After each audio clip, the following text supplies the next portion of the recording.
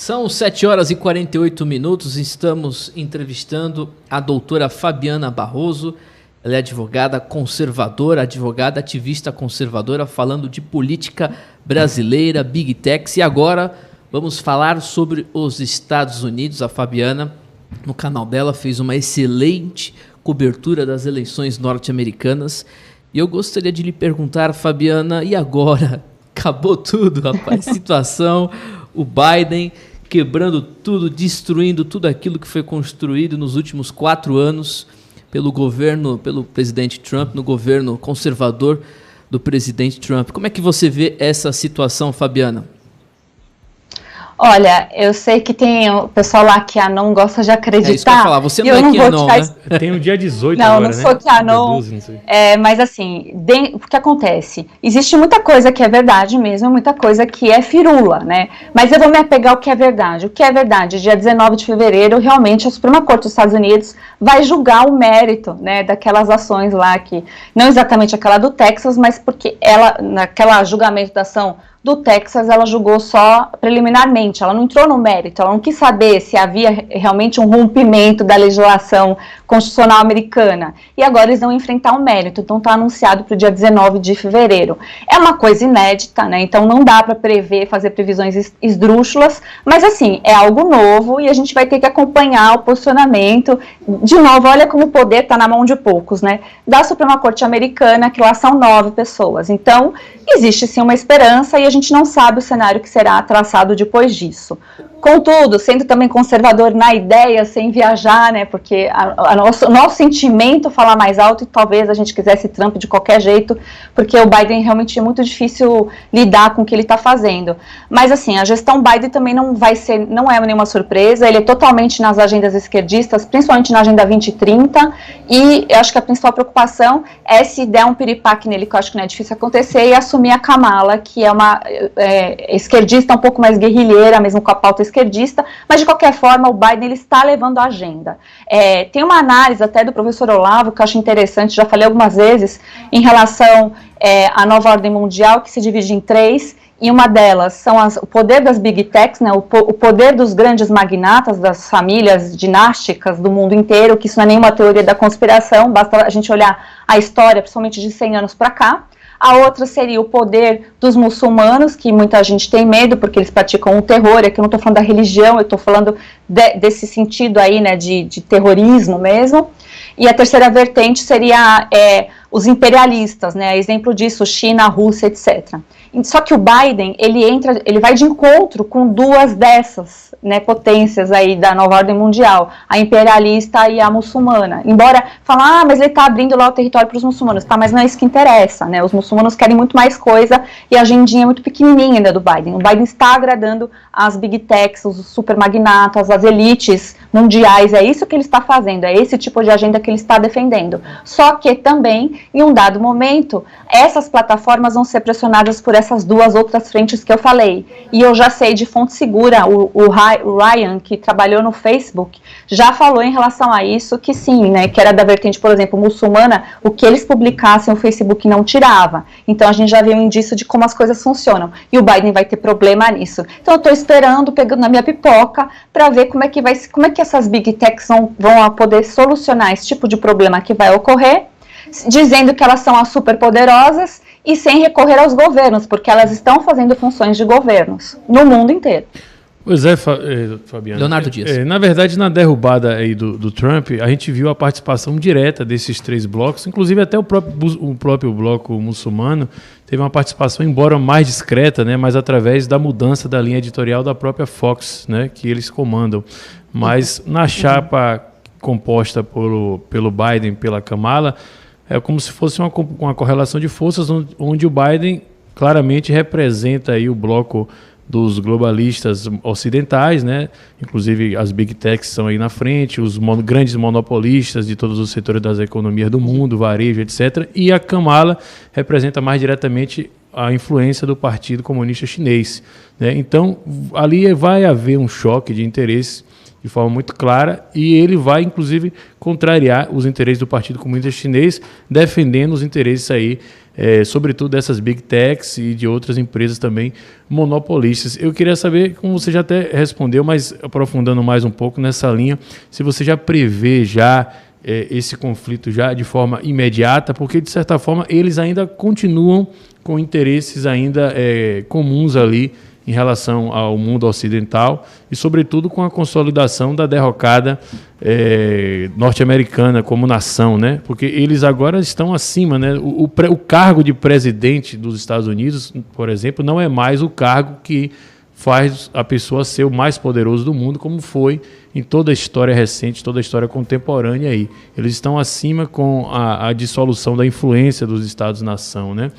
Então, nessa perspectiva, você acha que já vai haver um conflito, né? A gente vê a Rússia, que é mais próximo ali do Partido Comunista da China, tentando ocupar uma outra vertente, que é o Partido Republicano, através da infiltração, enganando muita gente, porque a própria mídia que dizia que não existia globalismo, ou era teoria da conspiração até o ano passado, agora já coloca o Putin, através da desinformação mundial, como sendo um antiglobalista e tal. Ele pode até ser por interesses ali diretos, mas, de certa forma, é uma tentativa também, vamos dizer assim, da estratégia das tesouras, né? O Partido Comunista da China vai para um lado, ele vai para o outro. Então, como é que você vê isso aí? Isso já é para ontem, para já começa agora, ou ainda eles vão ainda perseguir esses objetivos aí que são diretamente aí ligados no curto prazo, comuns, para depois sim entrar em conflito entre si? Olha, eu vejo isso até também, né, um pouco mais profundo, a gente teria que falar mais especificamente, mas o alinhamento que existe entre os russos e os chineses, eu não acredito ser real, né? Isso para mim, porque como ambos são imperialistas, eles querem conquistar territórios. Então, ambos, nessa hora, eles viram nacionalistas, mas não aquele bom nacionalista, né? No sentido imperialista, que o pessoal deturpa tudo. Então, eles vão brigar entre si. Eu acho que já está ocorrendo nos bastidores essa briga entre esses três poderes que foi citado aqui, né? Dos muçulmanos, dos metacapitalistas e dos imperialistas. Isso já está ocorrendo e aí as big techs, elas devem estar um pouco até perdidas nisso, como que elas vão agir, porque a que Deus vai servir, né? Isso que é o problema de quem serve muitos deuses, fica nessa jornada aí incansável e desesperada para não ser derrubado.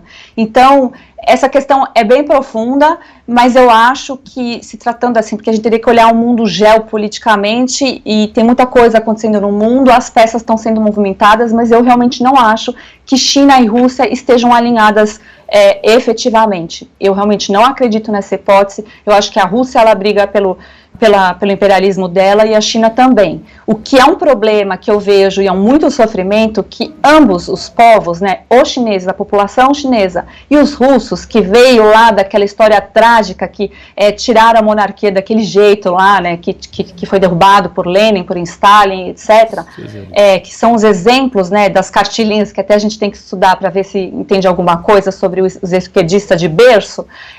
Ambos ali, o povo sofre demais. Só que em ambos os lugares há relatos de pessoas acordando e tentando, né, sair daquele regime opressor e tirano, né. A China a gente tem muito menos notícia, mas também ambos ali têm controle de tudo, né, da vida do cidadão, e é o que estão tentando fazer no Ocidente. É esse o problema com o Ocidente, porque o Ocidente foi livre. E aí a gente vê também a importância da guerra cultural. Nossa, por quê? Porque nos Estados Unidos a gente assistiu uma geração que tem armas, porque a legislação permite, não em todos os estados, mas na maioria, e que assistiu a fraude das eleições ali e não reagiu. O que fez ali não foi organizado, por movimentos aí estranhos e da esquerda. Então a gente vê que o que a guerra cultural faz, ela adentra nas famílias, no pensamento comum, e as pessoas se sentem reféns para não reagir com medo de desagradar. Foi isso que aconteceu. Eles se defenderam ali quando eles viram, na época da fraudemia, né, suas propriedades podendo ser invadidas pelo BLM, né? Então a gente vê que como é preciso cuidar, porque se essa geração fosse a geração de homens e mulheres que eram americanos há 100 anos atrás, isso não teria ocorrido da forma que ocorreu. Então, o presidente dos Estados Unidos deixou de ser um homem muito importante, porque teve uma infiltração na cultura dos Estados Unidos. E eles viraram ali, assim, com toda a permissão, mas um povo que antes era pautado pela fé em Deus, né? Eles viraram um bando de banana. Leonardo Dias fará a última pergunta. Só para concluir, então, nesse mesmo tema aí, doutora Fabiana, porque assim, isso contraria até a interpretação do próprio professor Olavo de Carvalho, né, que inaugurou essa concepção aí dos 3 blocos de poder. E a Rússia e a China, de certa forma, eles têm uma atuação em bloco na geopolítica internacional, e isso fica muito claro, por exemplo, se a gente analisar a América Latina. O próprio Foro de São Paulo está submetido aos 2 blocos. Você vê que eles deram sustentação direta contra as investidas do próprio Trump em relação à ditadura da Venezuela, né?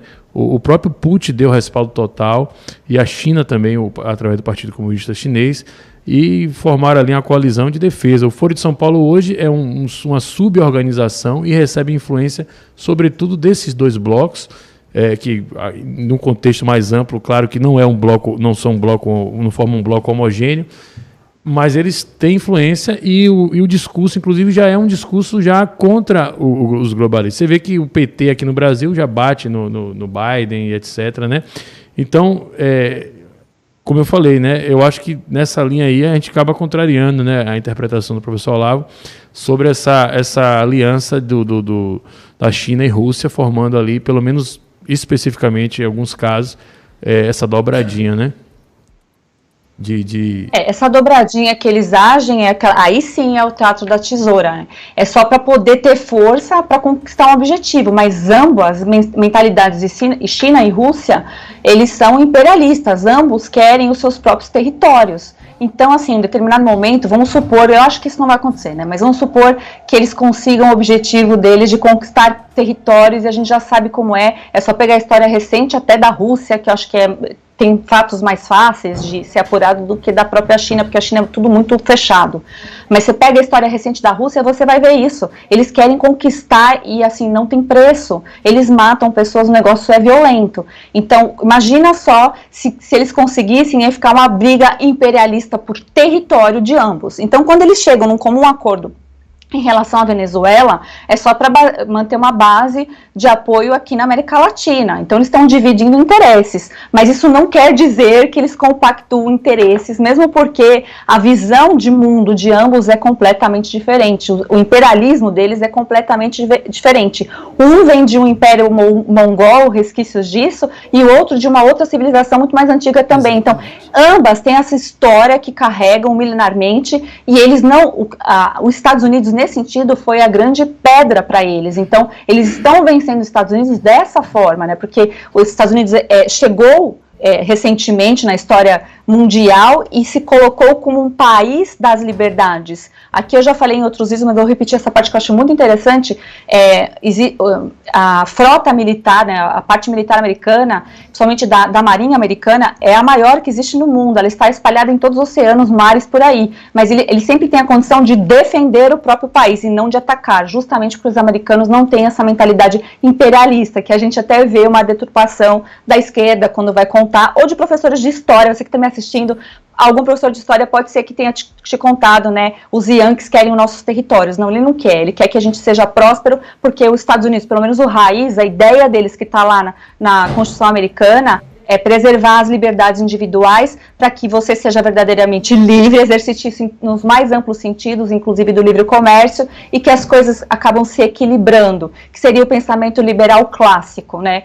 Também veio de lá, né? Eu sei que é uma outra escola austríaca, mas os Estados Unidos colocou isso em prática. Mas a gente tem alguns sentidos aí também que pode favorecer, né? A saída, por exemplo, da Inglaterra em relação ao Brexit, né? Que conseguiu se desvencilhar da União, eu estou falando rápido, desculpa, União Europeia.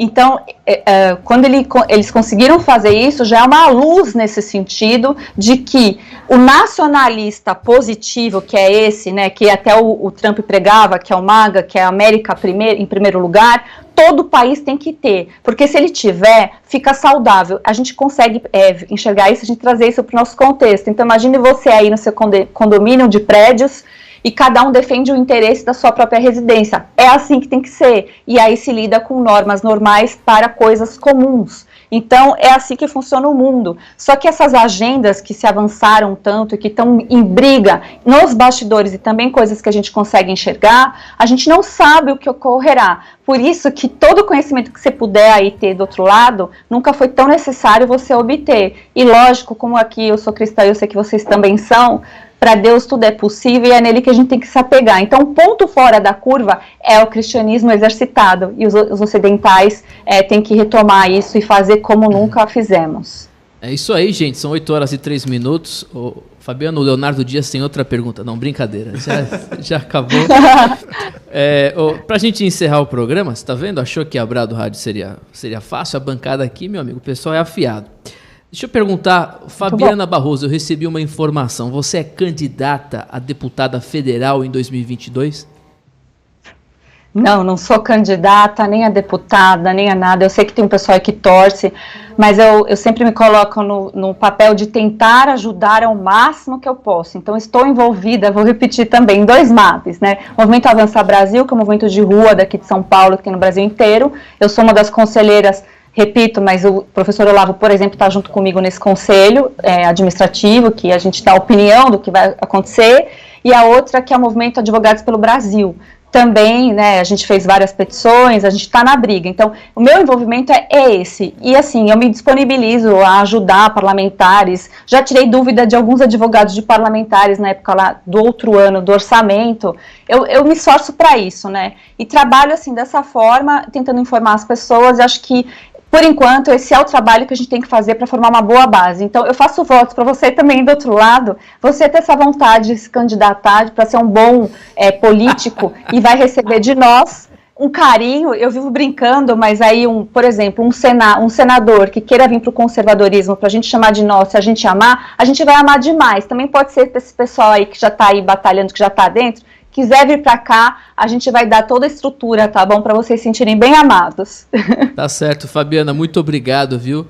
Muito obrigado por sua disponibilidade. Parabéns pelo canal, os melhores canais conservadores do Brasil, o canal da Fabiana Barroso. Eu acho que todo mundo já conhece aí. Obrigado, Fabiana. Boa noite. Obrigada a vocês. Boa noite. Se inscrevam lá, pessoal. Obrigada. Valeu, Fabiana. Beijos. Boa noite aí, viu? Sextou, hein? Tchau, pessoal. Tchau, tchau. Conversamos com a Fabiana Barroso, 8 horas e 5 minutos. Você vê que ela é fera, né? Leonardo Dias tentou e ela falou. Rapaz, mas foi boa a entrevista, viu? O que você achou, Léo Dias? Não, ela principalmente por ser mulher, diferente, né? Uma mulher que fala sobre política, interessante. Mas eu acho que só um ponto ali que eu acho um pouco diferente do que eu discordo dela, nessa questão de não ver, porque realmente não é muito claro, a aliança que existe na geopolítica em pontos específicos entre a tentativa imperialista russa, né, capitaneada pelo Putin, e também do Partido Comunista Chinês. Eles atuam, e isso fica muito claro aqui, eu acho, na geopolítica da América Latina, principalmente, porque o Foro de São Paulo está subordinado a eles, absorvendo a influência dos 2 blocos. É isso aí, gente. 8 horas e 6 minutos. Uma boa noite para você que nos ouve pelo aplicativo, ao site bradoradio.com.br. Estávamos entrevistando a doutora Fabiana Barroso. Deixa eu mandar aqui as redes da doutora. Tem lá no nosso, acho que no Instagram, a gente segue a Fabiana. Você pode acompanhar também o trabalho dela lá no Instagram.